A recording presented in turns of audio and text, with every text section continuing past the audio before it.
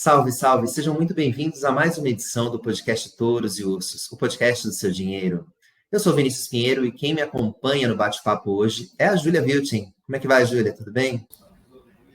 Olá, Vinícius. Olá a todos os que estão nos ouvindo e nos assistindo. Tudo bem?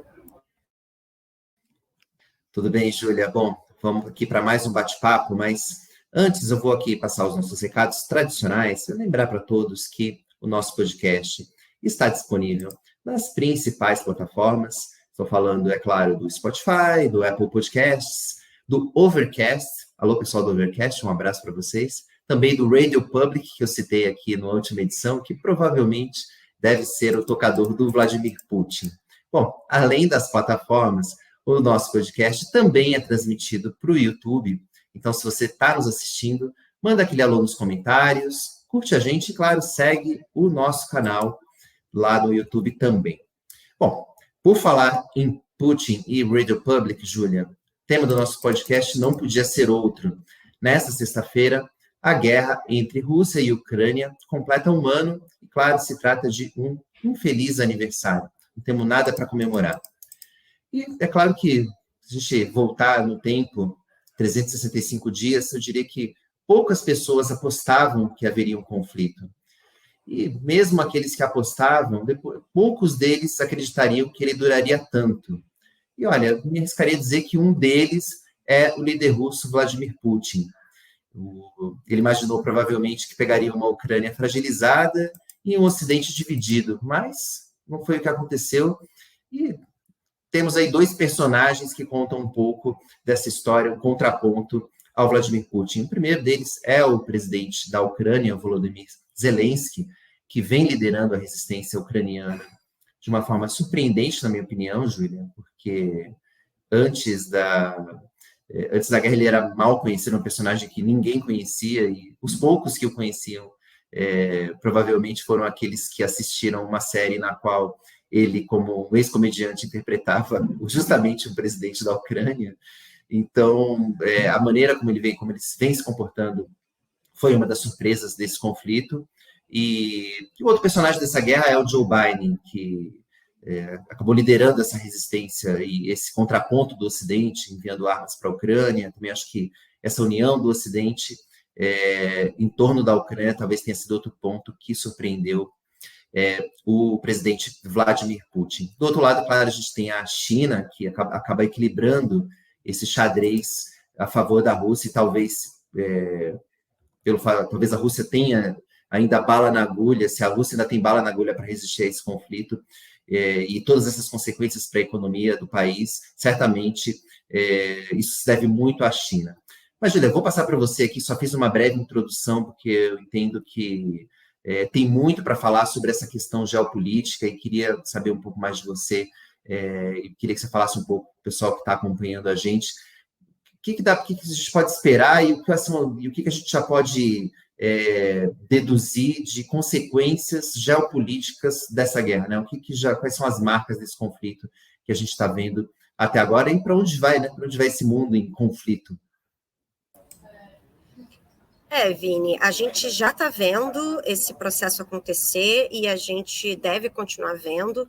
Eu queria até recomendar aí para os nossos ouvintes e espectadores o texto, a coluna do nosso colunista Matheus Spies, analista da Empíricos, publicada nessa última semana, que fala justamente sobre esse assunto, as consequências geopolíticas e econômicas da guerra da Ucrânia para os próximos anos aí, como que vai ficar o mundo, esse xadrez mundial, né? E ele levanta alguns pontos importantes e que são coisas que a gente já está vendo acontecer, né? Primeiramente, o aprofundamento do chamado processo de desglobalização. O que seria isso? A gente tem visto, né, ao longo das últimas décadas, o processo de globalização acontecendo. As cadeias produtivas vinham se tornando cada vez mais globais, né? A gente tem aquela questão de um determinado produto, cada parte sendo produzida num país, uma marca americana que tem as suas fábricas e a sua mão de obra num país no Sudeste Asiático. Enfim, isso é um processo que contribuiu aí para incluir muita gente dentro das cadeias de consumo, baratear muito os preços dos produtos e tornar, né, o consumo, as marcas, os produtos cada vez mais globais e aprofundar aí os laços de comércio entre os países do mundo todo. E o que a gente está vendo acontecer, e a gente deve ver esse processo se aprofundar nos próximos anos, é uma reversão, de certa forma, desse processo de globalização, seria uma desglobalização. E por quê? Porque a gente viu que a gente não está vivendo ainda num mundo pacífico e estável. A gente ainda tem aí grandes players no mundo, né? Grandes nações, grandes países com economias fortes e populações enormes, como a Rússia e a China, que ainda são países aí um pouco problemáticos, né? Enfim, com governos não democráticos, autoritários. A gente viu algo que não se esperava realmente, que é uma dessas grandes nações invadindo um país, né? Há muito tempo a gente não via um conflito desse porte acontecendo no mundo. Então, ficou claro que esse risco geopolítico ainda existe, que instabilidades políticas e geopolíticas ainda estão por aí. Então, talvez não seja seguro a gente ter as cadeias globais de produção tão espalhadas assim no mundo. E o que a gente viu nessa guerra, né? A gente viu uma Europa que dependia profundamente de abastecimento de petróleo e gás da Rússia, né? A Rússia é grande produtora dessas commodities energéticas, a Europa profundamente dependente desse petróleo e desse gás, e buscando uma solução para isso, né? Buscando uma saída. Bom, se a Rússia invade um país aliado do Ocidente e a gente não vai entrar nessa guerra, mas vai fazer sanções econômicas para ver se a Rússia desiste, né? Para ver se a Rússia para com essa guerra, essas sanções econômicas envolvem a gente ficar sem comprar essas commodities da Rússia. Então, a gente precisa buscar uma alternativa.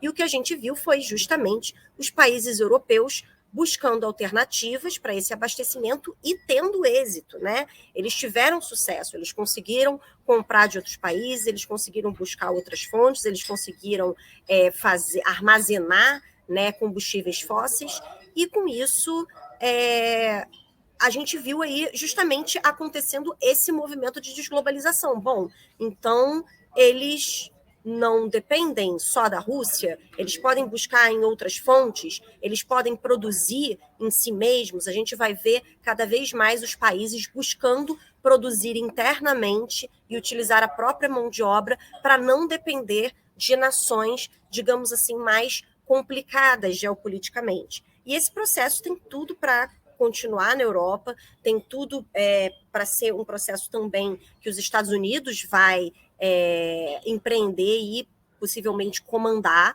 E o que isso causa, né? Enfim, se a globalização barateia os produtos, porque a gente sempre vai buscar a forma mais eficiente de produzir as mercadorias e, né, os serviços dentro da medida do possível, a desglobalização tende a manter os preços mais altos, né? Nem sempre a gente vai buscar o fornecedor mais eficiente ou mais barato, nem sempre a gente vai buscar a mão de obra mais barata, a gente vai buscar uma maior segurança, a gente vai buscar não ter essas cadeias interrompidas, né? A gente já teve um interrompimento das cadeias de produção com a pandemia e depois com a guerra. Então, priorizando essa segurança, a gente tende a ver aí preços mais altos, né? Uma pressão inflacionária aí por mais tempo. Já estamos vivendo um mundo mais inflacionário pós-pandemia e essa tendência deve continuar aí pós-guerra. E outra questão que a gente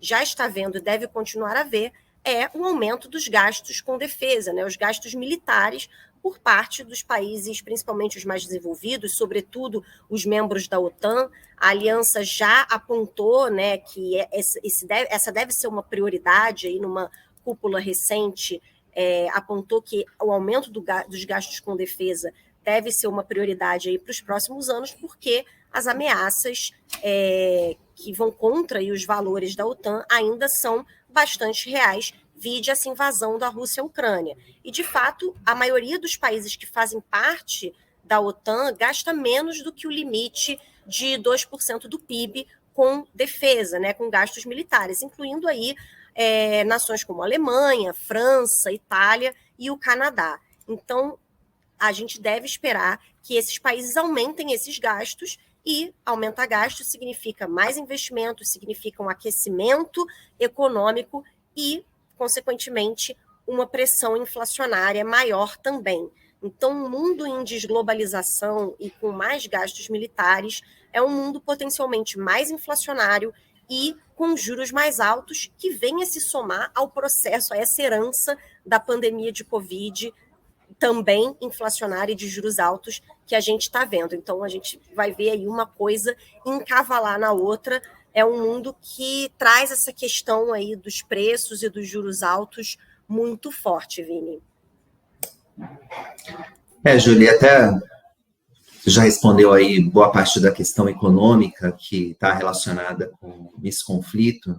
De fato, eu vou só voltar um pouquinho, porque essa questão da economia é bem importante.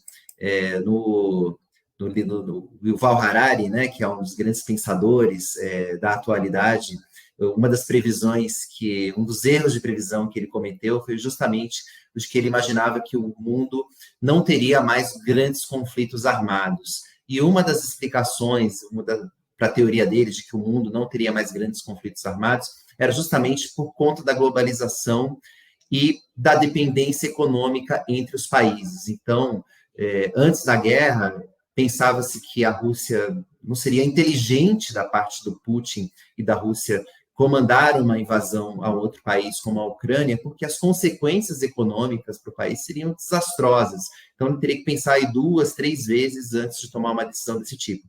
E o que vale para a Rússia vale também para outros países que tenham conflitos históricos envolvidos. Então, mas só que, enfim, essa teoria acabou caindo por terra com essa invasão à Ucrânia. E como você colocou, uma das consequências desse conflito do lado da economia é o aumento da inflação. Essa guerra pegou o mundo ainda no início do processo de reabertura econômica depois da pandemia da Covid-19, ou seja, a gente já vinha enfrentando uma pressão de custos por conta da quebra das cadeias produtivas. Enfim, os países se fecharam, principalmente a China, que é um grande produtor global de matérias-primas, produtos industrializados. O país acabou parando, né? Só reabriu, inclusive recentemente, com relação à pandemia. Então, o mundo já vinha com essa pressão inflacionária e alta de juros e ainda pegou esse conflito que acabou aumentando ainda mais o preço das matérias-primas, lideradas, é claro, pelo petróleo, pelo fato da Rússia ser um dos grandes produtores e de vários países terem deixado de fazer negócios com o país. Com isso, a inflação aumentou no mundo todo, inclusive aqui no Brasil. O preço, né, as consequências para nós aqui foram, né, os aumentos de uma série de produtos, e principalmente dos combustíveis. Todo mundo reclamou em algum momento no posto de gasolina sobre o preço da gasolina na bomba, mas boa parte desse efeito foi provocado por fatores externos, dos quais o governo tinha pouco controle. Claro que a gente teve ainda toda uma discussão aqui em relação à política de preços da Petrobras e tudo mais, mas, enfim, isso não vem ao caso aqui, não vou abrir muito esses parênteses, mas isso gerou polêmica no mundo inteiro, não foi só aqui no Brasil, até porque, enquanto o mundo perdia do ponto de vista econômico com essa guerra, um pequeno grupo de empresas acabou se sagrando vencedoras desse conflito, que são justamente as empresas petrolíferas, que registraram, nesse ano de 2022, os seus maiores lucros históricos, ou muito próximos dos lucros históricos. E isso foi tema de críticas de diversos líderes, inclusive do presidente Joe Biden, então, o presidente norte-americano Joe Biden. Então, como sempre nesse tipo de conflito, ou como sempre na economia, para algum perdedor, sempre há um vencedor. Esse jogo, muitas vezes, tem pesos e contrapesos. Bom, Júlia, eu queria te perguntar, né, falando em vencedores e perdedores, eu queria perguntar para você um pouco sobre Brasil, porque inicialmente, né, o Brasil até hoje vem tentando adotar uma postura neutra com relação ao conflito, mas ele é apontado, né, por muitos analistas como um potencial vencedor dessa, enfim, de todo esse cenário geopolítico e econômico que a gente traçou agora há pouco. Queria entender um pouco mais isso. Você pode contar um pouco mais, enfim, qual é o nosso papel aqui, qual é o nosso, quem somos nós aqui na fila desse pão? Legal, Vini. O Brasil ele tem uma posição de certa forma privilegiada, né? Não é um país que está direta mais ligado a um lado ou outro. Tem como seus dois principais parceiros comerciais os Estados Unidos e a China, né? Então, o Brasil é um país para o qual é interessante realmente manter uma posição de neutralidade nesse tipo de conflito. Tem sido uma postura histórica, né, do Itamaraty, inclusive, e a gente viu. O problema é que a gente viu assim, a postura de neutralidade do Brasil em si, ela pode ser muito positiva para nós economicamente, mas os nossos presidentes eles dão umas bolas fora, né? A gente tem que admitir isso. Tanto o ex-presidente Jair Bolsonaro quanto o atual presidente Lula andaram falando e fazendo bobagens ou tendo posturas um pouco questionáveis aí diante da guerra da Ucrânia, né? O Bolsonaro ele foi muito criticado no passado por ter visitado a Rússia né, para negociar aquela questão dos fertilizantes pouco antes da eclosão do conflito, né, quando as tensões entre Rússia e Ucrânia já estavam escalando, e ele sempre teve uma postura aí meio de admiração do presidente Vladimir Putin, e o presidente Lula, enfim, durante a campanha presidencial, falou aí que a culpa da guerra era dos dois lados, enfim, quando claramente um país foi invadido por outro, então realmente acho que esse tipo de declaração não cabe muito. A gente também tem uma postura histórica do PT de se alinhar um pouco mais à Rússia, né? Enfim, e isso depõe um pouco contra o presidente. Então, essas questões são um pouco complicadas, mas agora, tanto diplomaticamente quanto o próprio Lula tem adotado aí uma postura mais de falar no sentido de caminhar em direção à paz, de negociar proposta de paz, o que é uma posição neutra e um pouco menos complicada para nós, né?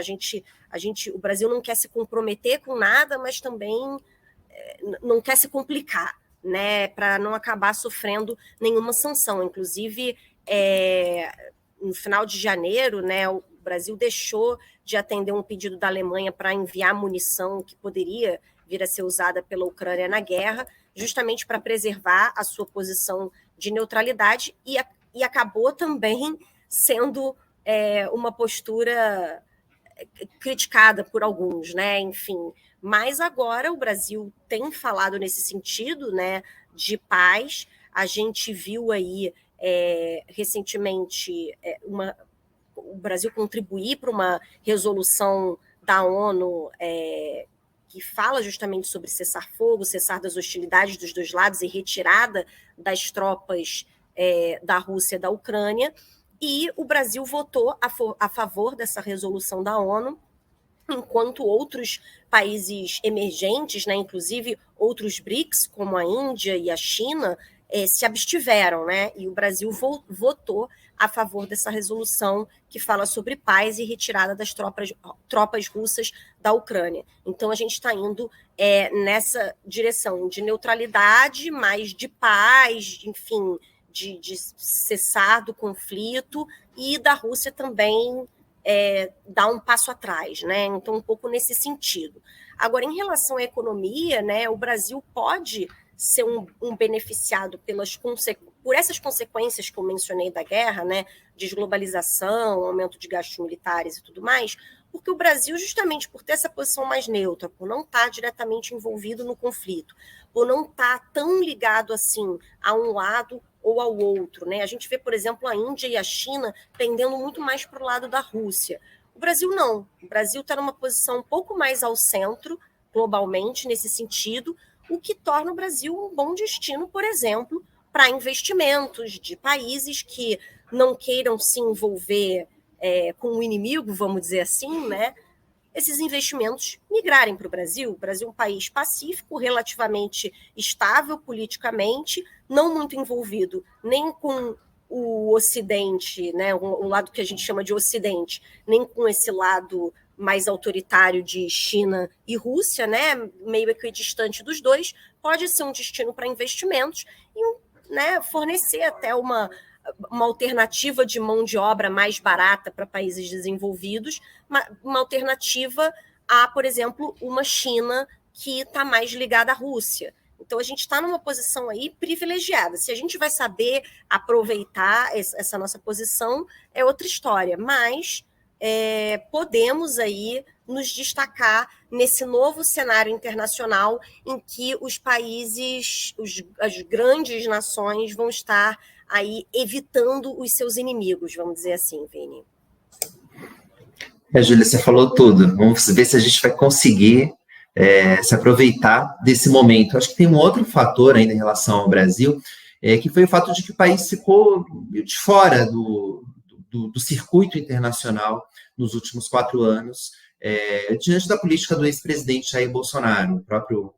O ex-chanceler, Néstor Araújo, inclusive, se orgulhou de dizer que o Brasil era um pária global. Então, quer dizer, foram declarações e, enfim, existe também toda uma polêmica com relação à política do ex-presidente com relação, por exemplo, à Amazônia e tudo isso, justo ou não vou entrar no mérito aqui se a política é certa ou não, mas o fato é que o governo anterior não soube vender isso direito e nem fez questão de fazer isso.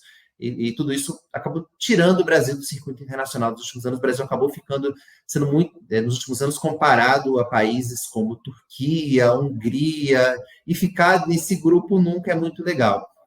Com a vitória do Lula nas eleições, essa percepção com relação ao Brasil mudou em relação, do ponto de vista até mais geopolítico aqui, até do que financeiro, mas financeiro também. A gente tem visto um aumento de investimentos estrangeiros aqui na Bolsa e tudo mais, e tem um pouco desse fator Lula envolvido nisso também. Agora, o Brasil parece que não perde uma oportunidade de perder oportunidades, né? Como diria o avô de Roberto Campos Neto. Então, eu não sei se a gente vai conseguir aproveitar essa oportunidade. Os primeiros sinais do governo Lula não são nada positivos nessa direção. Mas até para falar um pouco em direção, Júlia, queria te perguntar um pouco, né, fazer a pergunta aqui muito simples, né, assim, onde é que vai parar essa história, né, assim, de guerra? O que a gente vai, o que é o mundo que vai sair depois dessa guerra? O que dá para a gente esperar daqui para frente em relação ao conflito, na sua visão? Bom, em algum momento vai ter que ter conversa em direção à paz, né? Não vai ter como, enfim, quanto tempo também os dois lados vão conseguir ficar em guerra. Existe uma limitação, né, material, humana, financeira para tudo isso. O Putin está numa situação, uma saia justa, porque ele achou que ia terminar com isso rápido e não terminou. É bem possível que a Ucrânia perca, sim, alguns territórios, né? Mas, enfim, tudo a luta da Ucrânia e dos aliados da Ucrânia está sendo no sentido de que isso não ocorra, né? Mas eu acho que o que vai acontecer é uma certa, entre aspas, assim, perda de inocência, né? De que não vai ter mais grandes guerras, as nações vão ser amigas, porque dependem umas das outras. Eu acho que os países eles vão ficar mais armados e, né, investir mais em se defender, mais ligados, né, em relação a isso, enfim, e mais ariscos, né, enfim, mais desconfiados em relação uns aos outros. Isso é negativo, inclusive economicamente, para o mundo, mas acabou se tornando inevitável, né? Eu acho que a sinalização da Rússia foi ruim nesse sentido. É sinal de que não dá para baixar a guarda, ainda não deu para baixar a guarda. o mundo de paz ainda não existe. É uma ilusão, até porque a gente tem países importantes no cenário internacional que não compartilham dos valores ocidentais de democracia liberal, de liberdade de expressão, enfim, eles estão fazendo lá o caminho deles, a economia deles está caminhando, eles estão negociando com o Ocidente, enfim, fazendo comércio com o Ocidente e não compartilham desses valores. Então, é sinal de que não, esses valores não venceram, né? Como antes podia se pensar, né? Nossos valores ocidentais triunfaram. Não, podem ter triunfado no Ocidente, mas ainda tem muita gente no mundo que não reza essa cartilha. Então, eu acho que serviu para todo mundo meio que cair na real em relação a isso, Vini. Não sei se você concorda, não sei se você vê algo diferente aí em relação ao que eu falei. Chegou-se a falar no fim da história, ficou famoso esse pensamento, infelizmente ele não se provou verdadeiro. E estou com você, Júlia, eu vejo... eu não tenho uma visão otimista com relação ao desfecho desse conflito, mesmo que ele termine logo. No mercado financeiro, as pessoas gostam de trabalhar com cenários, né? E se a gente partir para cenários extremos aqui, a gente tem do lado, tem mais riscos para o lado negativo do que para o extremo positivo. O que é o extremo negativo? É o Putin partir para o tudo ou nada. Nessa terça-feira, ele, inclusive, saiu, né, do tratado histórico de controle de armas nucleares. Esse é um dos grandes temores com relação a esse conflito entre Rússia e Ucrânia. Então, aquele relógio do fim do mundo, inclusive, avançou depois dessa notícia, e isso é muito preocupante. Além disso, a gente tem a possibilidade que depois da invasão da Rússia à Ucrânia, a possibilidade de outros conflitos armados históricos, né, outros barris de pólvora se acenderam. O maior deles, o principal deles, é o de Taiwan. Então, a gente também tem um risco iminente de que a China invada Taiwan, um conflito que seria muito mais sangrento, porque Taiwan está preparada para uma invasão, ao contrário do que aconteceu com a Ucrânia. Então, no cenário extremo, a gente pode ter mais conflitos e um Putin descontrolado. Mas vamos dar aqui uma nota positiva do que eu acho que pode acontecer. O cenário do lado positivo, a gente tem um cenário de paz, em que as duas partes conseguem chegar a um acordo para um cessar-fogo e que evolua para o fim desse conflito. Só que mesmo nesse cenário, Júlia, eu não vejo as relações entre a Rússia e o resto do mundo voltando a ser como era antes, né? Então, amanhã, o Putin e o Zelensky apertam as mãos e todo mundo vai sair. O McDonald's vai voltar a abrir loja lá em Moscou? Não vai ser assim.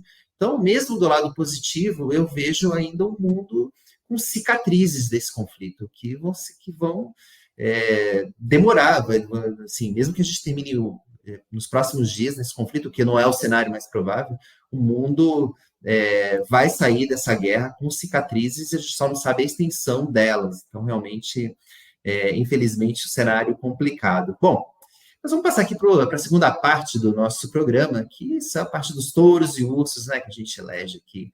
Aqueles que mandaram bem na semana, que são os nossos touros, e aqueles que foram, que vão levar um puxão de orelha nosso aqui, que são os nossos ursos da semana. Bom, vamos começar com os touros. Vou passar para você, Júlia, primeiro. Fala primeiro do seu touro da semana. Vini, meu touro da semana vai para o Mercado Livre, porque a empresa de varejo eletrônico e também serviços financeiros divulgou resultados bem bacanas para o quarto trimestre de 2022 na noite de quinta-feira. As ações negociadas na Bolsa de Nova York reagiram bem, né? Reagiram bastante bem aos resultados. E um ponto que é legal destacar é que os resultados do Mercado Livre no quarto trimestre do ano passado ainda não... Eles foram bons independentemente de qualquer evento com Americanas, porque a saída aí das Americanas do xadrez do e-commerce brasileiro só aconteceu no início desse ano, né? Então, antes da derrocada das Americanas, vamos dizer assim, o Mercado Livre já estava mandando brasa no quarto trimestre do ano passado, que foi um trimestre complicado já macroeconomicamente no Brasil, né? E para o Mercado Livre, o Brasil teve uma contribuição formidável aí para os resultados. Falando aqui um pouquinho dos números, né? A receita líquida total em base cambial neutra do Meli foi de 3,3 bilhões de dólares, um crescimento de 56,5% em relação ao quarto trimestre de 2021. E em moedas nacionais, esse número cai aí para 3 bilhões de dólares, que é um avanço aí mais ou menos de 41% em um ano. Só no Brasil, a receita líquida em moeda local chegou a 1,53 bilhão de dólares, um pouco mais aí da metade, então, do resultado. O Brasil é o principal mercado para o Mercado Livre. O Mercado Livre atua também em outros países da América Latina, e essa receita aí apresentou, então, uma alta de 28% na base anual.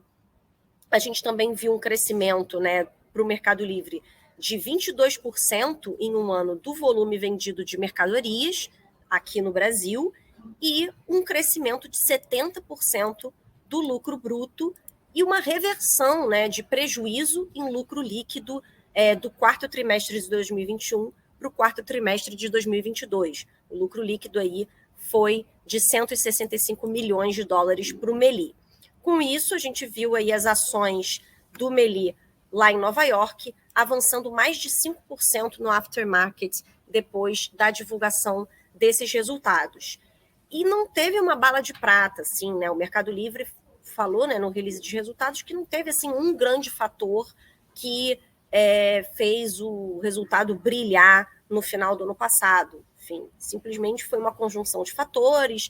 Teve aí, por exemplo, uma Black Friday que foi bastante forte para o e-commerce, mais forte do que para o restante do mercado, né? O Meli conseguiu aí nadar contra a corrente no final do ano passado nesse sentido, nessa promoção aí, nessas promoções de novembro, e justamente o destaque dos resultados foi o e-commerce, né? Não foram a parte de logística, nem a parte financeira, que também foram bem, mas o que puxou mesmo o resultado do Meli foi o e-commerce. Então, podemos esperar grandes feitos do Mercado Livre aí, com a saída das Americanas do cenário, agora esse ano. Provavelmente o Meli vai saber aproveitar aí para conquistar ainda mais mercado com essa saída das Americanas da jogada. Então, parece que os investidores estão otimistas aí com o Mercado Livre, que é uma empresa aí, a gente falou aí sobre a execução ruim, o serviço ruim de varejistas online, né, em programas passados, e o Meli é uma varejista que tem um serviço bastante bom, bastante satisfatório, os clientes gostam bastante, realmente o Meli entrega, tem entregado bem até os consumidores bastante satisfeitos. Então, a gente está vendo aí realmente provavelmente já despontando uma das vencedoras aí do varejo online brasileiro, Vini. Júlia, estou bastante curioso para saber qual vai ser o resultado do Mercado Livre e de outras varejistas no primeiro trimestre desse ano, para a gente poder medir exatamente qual foi o efeito Americanas, o quanto que cada uma abocanhou dessas receitas que a Americanas certamente perdeu depois dessa crise. Bom, mas vamos falar do meu touro da semana. Vou aqui ainda em ritmo de carnaval, estou aqui com quem tá curtindo a gente aqui no vídeo está me vendo aqui de blusa de frio, porque o ar-condicionado aqui do escritório é meio forte, mas enfim, imaginem aqui fantasiado de escritório aqui para falar um pouco sobre o touro da semana, meu touro da semana, que é a Imperatriz Leopoldinense, não poderia ser outro, a grande campeã do Carnaval 2023 no Rio. Uma história de superação, até mais do que o desfile em si, porque eu estou longe de ser um especialista no assunto aqui para dizer se a vitória foi justa ou não. Acho que o mais curioso nessa vitória da Imperatriz Leopoldinense foi a reviravolta, né? Um caso de reviravolta, de turnaround, para ficar no jargão aqui do mercado. A Imperatriz tinha sido rebaixada para divisões, né? Para outras, para a segunda divisão do Carnaval Carioca em 2019, voltou à elite em 2022, amargou uma posição ruim na sua volta e agora conseguiu conquistar essa vitória. O tema do enredo era Lampião, e eles contaram ali, eu não vi o desfile na hora, mas depois eu peguei os melhores momentos, e era bem interessante mesmo, porque eles contaram a história de Lampião uma mescla da literatura de cordel, que muito tradicional no Nordeste. Então, realmente, foi uma maneira criativa de contar a história do rei do cangaço. Com isso, a Imperatriz Leopoldinense conseguiu desbancar outras favoritas, como, por exemplo, a Beija-Flor, que sempre está ali batendo na trave, sempre é uma das favoritas, mas dessa vez a Imperatriz levou o prêmio de touro da semana, o meu prêmio de touro e também o Carnaval Carioca. Júlio, eu sei que você vai falar de Carnaval quando você falar do seu urso, mas então eu já vou falar do meu urso aqui, vou passar para os ursos da semana e vou começar falando do meu, para a gente encerrar, né, numa nota de Carnaval aqui. Então, eu vou falar do meu urso, que não tem nada a ver com isso, mas foi o meu urso relacionado a uma notícia que saiu durante o Carnaval e que foi confirmada na quarta-feira de cinzas, que foi o surgimento de um novo caso de vaca louca no Brasil. Uma fazenda, uma pequena propriedade no sudeste do Pará, foi notificado, né, um caso de vaca louca aqui no Brasil. Com isso, as exportações brasileiras de carne foram suspensas, né, para a China, tem todo um protocolo nesse caso, e essa é uma notícia que sempre preocupa, porque é uma doença muito grave e que os mais velhos não se lembram, mas foi a vaca louca, a síndrome da vaca louca acabou se tornando algo muito grave que aconteceu lá, principalmente na Grã-Bretanha, né, lá na Inglaterra, nos anos 90.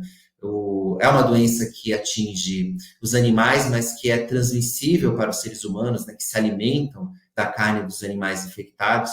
O nome vaca louca vem da maneira como você diagnostica, inclusive, isso nos animais. Você vê quando o animal começa a se comportar de uma maneira estranha, ele acaba sendo suspeito, né, de estar com essa doença. É uma doença degenerativa e que não tem cura. Então, eu me lembro, né, de assistir ali no noticiário dos anos 90, grandes áreas, né, grandes pastos ali na Europa sendo incinerados, né, porque você tem realmente é uma doença que não tem cura. Então, você só realmente com o abate dos animais é que você consegue controlar o surto. Mas, assim, a boa notícia é que tudo indica que aqui o caso de vaca louca aqui no Brasil foi um caso atípico, né? Ou seja, foi um caso contraído naturalmente, então não houve uma transmissão de um animal para o outro, ou uma transmissão através de ração contaminada, que foi o caso da epidemia que a gente viu lá na Inglaterra. De todo modo, é o que preocupa, então, as ações dos frigoríficos aqui no Brasil, com destaque negativo aqui para o Minerva e para a BRF, acabaram registrando quedas expressivas das ações na quarta-feira de cinzas, quando esse caso foi confirmado. Então, com tudo isso, e para ficar mais um urso de alerta aqui para mim, assim, então fica o urso da semana, meu urso da semana para vaca louca. Bom, mas usando aqui mais o sentido vaca louca, no sentido mais figurado, Júlia, me conta agora quem é o seu urso da semana. Olha, o meu urso da semana, eu vou fazer aqui uma nota de repúdio, tá? Também o tema continua sendo carnaval. Esse ano eu não pulei carnaval porque eu estava de plantão aqui no Seu Dinheiro, mas eu sou uma grande adepta dos blocos de rua, do carnaval de rua, principalmente no Rio de Janeiro. São Paulo ainda acho que não chegou lá, mas no Rio, enfim, eu costumo ir nos blocos. E eu queria fazer a minha nota de repúdio a essa terrível mania das fantasias de plaquinha. As pessoas estão preguiçosas para se fantasiar. Enfim, parece que fazem as fantasias para postar nas redes sociais e virar meme.